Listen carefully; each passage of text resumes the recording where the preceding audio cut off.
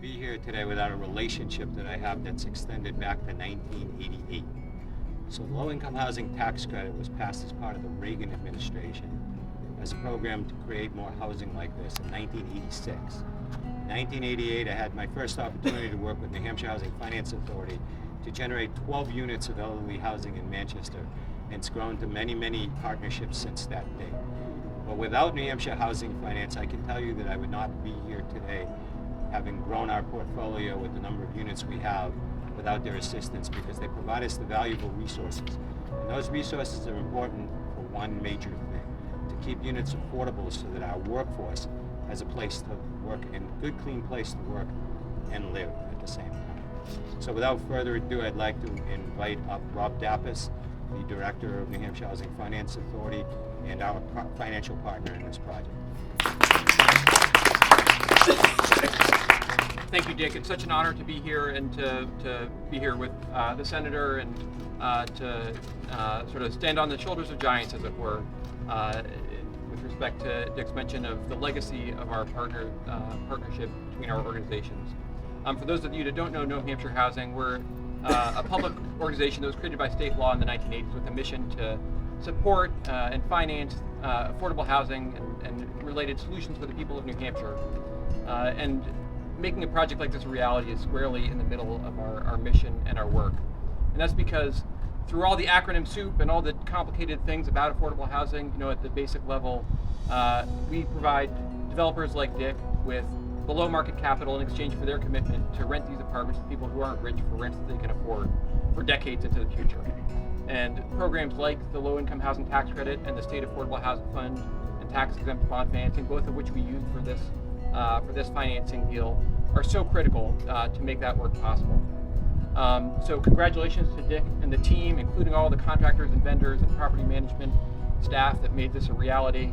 I also want to acknowledge my team at New Hampshire Housing, which deserves a lot of credit for making programs like this usable for developers like Dick, and there's honestly too many to mention here. Our office is right around the corner.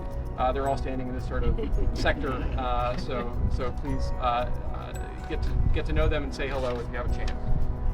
I also want to just reflect very briefly about something that I think is especially special about this project. And I always try to do that when I come to a project like this or an event like this. And for this one, I think the thing that's special is the fact that we're even standing here today, the fact that these 93 homes exist.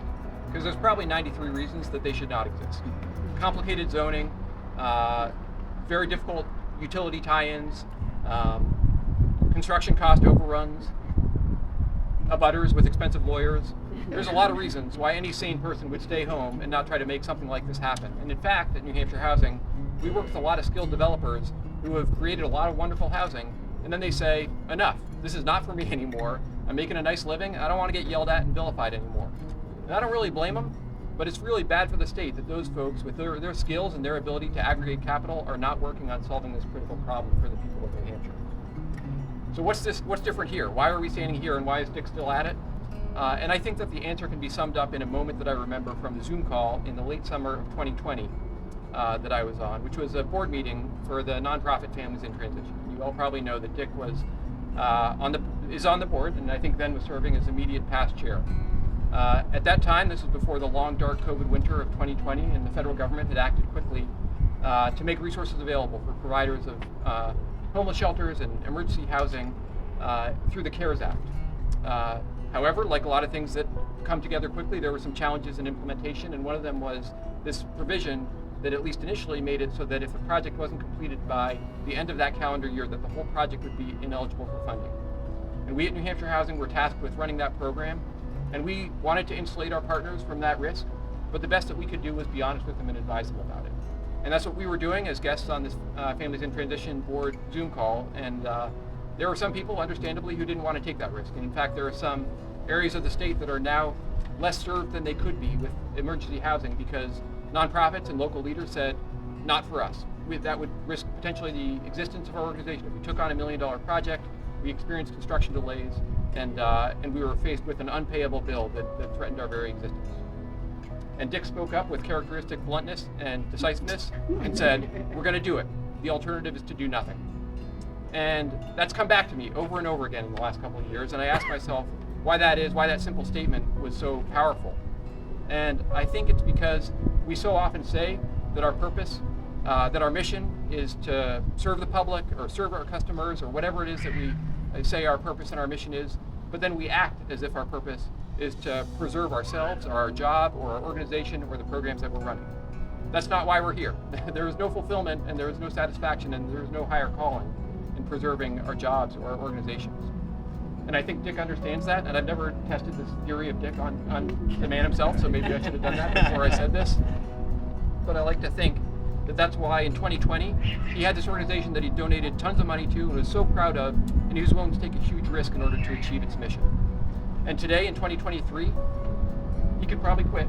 He could probably stop taking on projects like this, has developed thousands and thousands of homes for the people of New Hampshire, and continues to take on some of the most difficult and important projects in the state.